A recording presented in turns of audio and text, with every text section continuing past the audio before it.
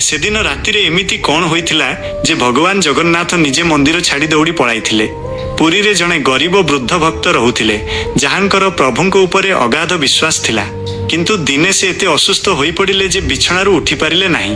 सेदिन रातिरे से कांदी कांदी कहिले, प्रभु लागुछि आजी आपणक मु मरिजिबि। तापरे जहा घटिला ताहा विश्वास करिबा कष्टकर। निज भक्तर आकुल डाक शुणी महाप्रभु जगन्नाथ मंदिर छाड़ी दौड़ी दौड़ी तांको घरकू चली आसिले। भक्त जनक आखि खोली सामनारे स्वयं भगवानंकु देखि आश्चर्य होईगले। भक्तर एमिति अवस्था देखि महाप्रभुंको आखिरु लुह बोहीगला। से तुरंत भक्तंकु कोळेई नेले एवं निज हातरे महाप्रसाद खुआइले। तापरे तांको मुंडरे आशीर्वाद कले एवं चालीगले। सकाळे जेतेबेले पुजारी मंदिर को आसिले सेमाने मध्य आश्चर्य होईगले। भगवान जगन्नाथंक विग्रहंक आखिरे प्रकृतरे लुह थिला एवं मंदिर बाहरे कादुअरे खाली पादर चिन्ह थिला जहा सीधा सेही भक्तंक घर आड़कू जाइथिला। जदि वीडियो को देखुचंती आउ एबे जाय लाइक एवं सब्सक्राइब करि नाहांती, भाबि नियंतु आपण जगन्नाथंकु आदौ भल पाआंती नाही। कमेंट रे जय जगन्नाथ निश्चय लिखंतु।